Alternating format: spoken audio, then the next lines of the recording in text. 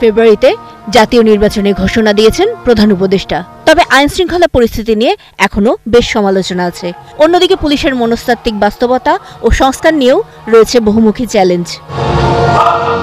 নির্বাচন নিয়ে শুরু হয়েছে পুলিশের প্রশিক্ষণ, যা শেষ হবে 15 ডিসেম্বরের মধ্যেই।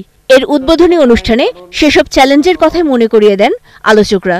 এই প্রশিক্ষণের মধ্য দিয়ে আমরা জানব কিভাবে চাপের মধ্যেও নিরপেক্ষ থাকা যায়, সর্বোচ্চ ধৈর্য, বিচক্ষণতা ও আত্মসংযম প্রদর্শন করতে হবে এবং অবশ্যই সর্বোচ্চ ত্যাগ স্বীকারের জন্য প্রস্তুত থাকতে হবে।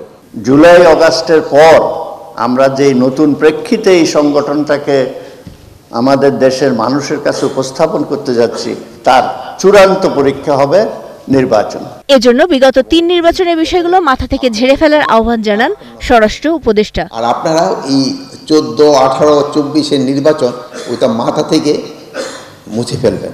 তিনি জানান, নির্বাচনের আগে লটারির মাধ্যমে পুলিশে বদলি ও পোস্টিং দেওয়া হবে। এটার ক্ষেত্রে অনেক প্রতিবন্ধকতা আসবে, বাট আমি কারো কোনো কথা শুনবো না। এটা লটারির মাধ্যমেই হবে যদি আমি থাকি। রাজনৈতিক দলের লেজুর বৃত্তি থেকেও দূরে থাকার আহ্বান জানান তিনি। আপনারা কিন্তু রাজনৈতিক দলের থেকে একটু দূরে থাকবেন। আমি এর আগে বহুবার আপনাদের বলছি, আপনারা এখন যদি তেল দেওয়া শুরু করে দেন, আপনাদের কিন্তু নির্বাচনের পর আপনাকে তেল শেষ হয়ে যাবে। এখন যার কাছে যে তেলটা রিজার্ভ করে রাখছে সেই সময় কিন্তু তেল দিয়ে উঠে যাবে। এই জন্য আপনারা কোনো দলের দিকে যাবেন না। উপদেষ্টার দাবি, আসন্ন দুর্গাপূজায় অস্থিতিশীলতা তৈরির চেষ্টা চলছে।